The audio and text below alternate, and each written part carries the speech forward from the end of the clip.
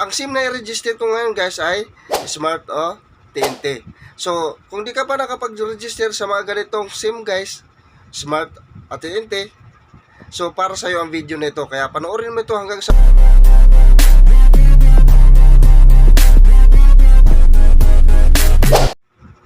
Okay guys, welcome back muli sa aking YouTube channel. So ngayon guys, may panibagong vlog na naman akong gagawin. So vlog ito guys na kung paano nga ba mag-register ng SIM. So ang SIM na i-register ko ngayon guys ay Smart TNT. So kung di ka pa nakapag-register sa mga ganitong SIM guys, Smart TNT, so para sa'yo ang video nito. Kaya panoorin mo ito hanggang sa matapos. Kasi dito ituturo ko step by step kung paano ito gawin.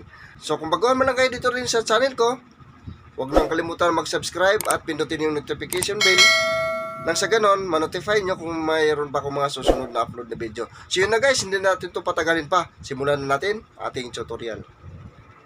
So ngayon guys, para makapagsimula na tayo sa ating pag-register sa ating SIM, so aking gagamitin dito na Chrome guys is, ito yung guys, yung Chrome.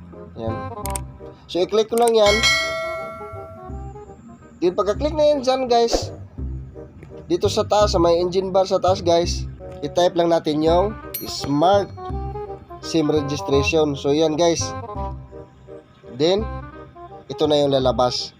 So dito pipiliin lang natin yung Smart SIM Registration. So ito siya sa baba guys, yan. I-click lang natin yan. Ka-click natin dyan guys, hintayin lang natin siya na mag-load. Okay? So ito na siya guys. Yan. So ngayon gagawin natin dito sa may start your registration here. So gagawin natin dito ngayon guys, i-type lang yung ating number na ating i-register. So paalala lang guys, kung mag-register kayo dito sa number, kailangan di na isama yung 0. So halimbawa 0915 o 0918, so dapat di na isama yung 0 guys. So ilagay lang natin dyan yung 918. Okay? So halimbawa lang yung guys. So ngayon, i-type ko na yung number na aking i-register.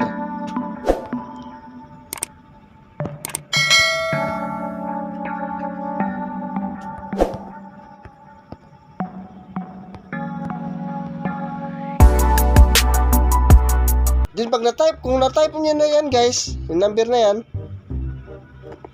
itong square sa baba, i-click lang din natin to. Then pagka-click natin dyan guys, itong green na din sa gilid, yung may nakalagay dito na send OTP. So i-click lang din natin to guys, yan. Click lang natin yan. Then hintayin lang natin yung 6 na code niya guys. So ito na siya guys, yung 6 na code. So ito na ilagay natin dyan sa baba. So ngayon gagawin natin guys, ilagay lang natin dito sa baba guys, yan. Yung 6 na code na send yung pag-click natin dito sa taas. Okay? So ilagay ko lang. Then pag okay na yan dyan guys, i-click na lang natin tong green. Ito. Yan. So sana guys masundan nyo ang aking tutorial ngayon kasi napakadali at simple nito. So yun na guys. Sabi dito success. So gagawin ko dito ngayon guys, okay lang. Yan. Ngayon, sunod natin gagawin dito guys. Kailangan ano na tayo ng valid na ID natin gagamitin guys. So dito sa una guys, nakalagay dito nationality. So nakalagay ano naman ito, Philippines o Filipino. So ganyan guys. So ngayon, gagawin lang natin dito. So para makapag-submit na tayo ng ID card guys, so i-click lang natin tong gilid dito. I-click lang natin yan. Then pipili tayo dito na compatible sa ating ID na pwede natin gamitin dito guys.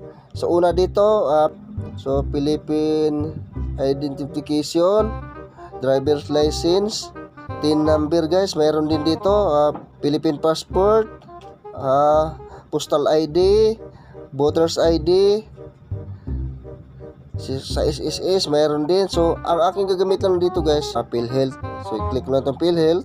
Di once na mag-click na yung PhilHealth guys, pindutin na natin itong take photo. So once na mapili na itong ID natin gagamitin dito guys, so ito yung lalabas guys. So itong gilid, sa gilid itong may kulay, itong green dito guys, sa gilid na may take photo. So i-click lang natin yan. Okay?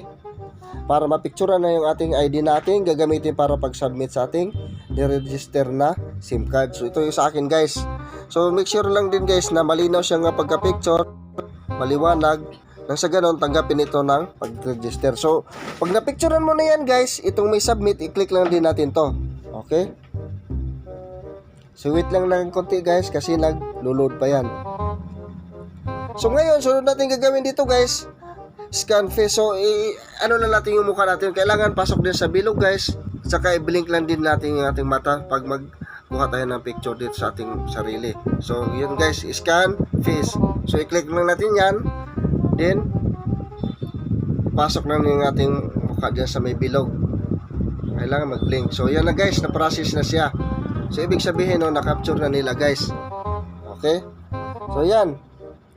So, sabi dito guys, your ID was successfully scanned. So, please click OK. So, i-click lang natin to guys. Yan. So, hintayin lang natin din siya kasi naglo-load. So, ngayon guys, ito na yan, may napila pa na natin pangalan dyan. So, dito na lang sa birthday, lalagyan na natin kung kailan ka na tao, ilagay mo na lang din anong buwan, o pizza, ilagay mo lang din kung anong pizza ka. So, make sure lang din guys na tama yung mga information na pinipill up dito. Okay? So, kung anong taon ka rin, pinanganak, so, nandito din, kailangan fill upan mo lang din ito. Okay. Then dito din sa kasarian mo guys, pipiliin mo rin kung lalaki o babae ba. So siyempre male, lalaki tayo. Yan. Then dito sa taas din guys, sa type of registration, so i-click lang din natin ito guys, ito sa gilid dito para may arrow. Yan. So nakalagay dito guys. So una nakalagay dito guys sa type of registration, I am registering a newly bought SIM. So yung mga bagong nabili daw na SIM card guys. So may mga bagong nabili mo SIM card, kung bago ba yung SIM card mo. Tapos yung I am registered my old SIM. Tapos I am registering a newly bought SIM for a minor. I am registering a old SIM for a minor. So siyempre sa akin guys, matagal ko na itong ginagamit. So ang i-click ko lang dito guys is I am registering my old SIM. Okay? So i-click ko lang yan kasi matagal ko na itong ginagamit na SIM. Then pag okay na yan sir dyan lahat guys, i-next mo na lang ito. Click lang yung next. Then hintayin lang din natin ng konti guys.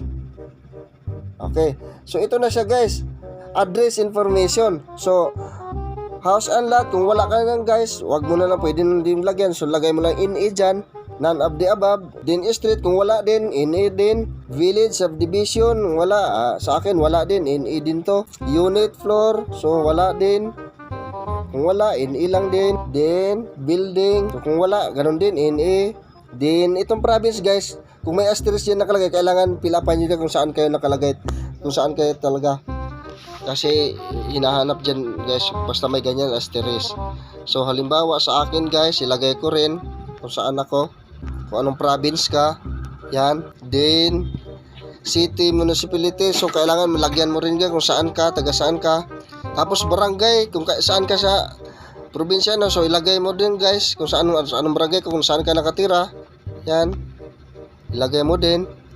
Then zip code dun guys, kung anong zip code nyo. So kailangan nakalagay din guys kung anong zip code nyo. Kung wala, magtanong ko. Kung wala din, wala kayong matanungan, pwede nyo i-google guys kung saan, kung anong zip code ng anong municipality nyo. So i-google na lang kung di alam din. So ngayon dito alternative contact number. So kailangan maglagay ka rin dito ng contact number mo guys at saka email address. So sa akin maglagay din ako dito. Kung may email address din guys, kailangan malagyan mo rin. So sana guys na masundan yung aking tutorial ngayon kasi napakahalagang mag-register ng number. Din kung okay na yan dyan guys, nalagyan mo na lahat, i-next mo lang din. Okay? Click mo na itong next. Yan. So sa akin, may kulang pa guys. Hindi ko pa nalagyan na zip code guys. So lagyan ko lang. Then, i-next ko na lang guys. Yan. Kasi nalagyan ko na. Yan. So hintayin lang natin siya na mag-load. So ito yung summary ng ating information guys. So kailangan din dito nakalagay talaga guys na tama yung identification mo na ikaw talaga yung nag-ano guys. So kung okay na yan siya dyan guys, itong may dalawang square nito sa baba, yan, i-click lang natin yan. I-check lang natin yan, yung ganon. Yan, pati itong isa. Yan. I-next na lang natin yan guys. Okay? Then, hintayin na lang natin ng konti pag na-next na. Okay? So, yun na guys. Na-register na ang ating SIM. So, sabi dito guys, you have successfully registered your SIM. So, na-register na talaga yung ating SIM guys. So, kailangan, para may katibayan ka guys, i-screenshot mo lang. Yan. So, yun na guys. Ganun lang kadali yung pag-register ng SIM. Sana may natutunan kayo dito sa video na ito. Nang sa ganun, alam nyo na din kung paano ito gawin. Okay? So, yun na guys. Abang-abangan nyo lang din uli ang aking mga susunod pa na video.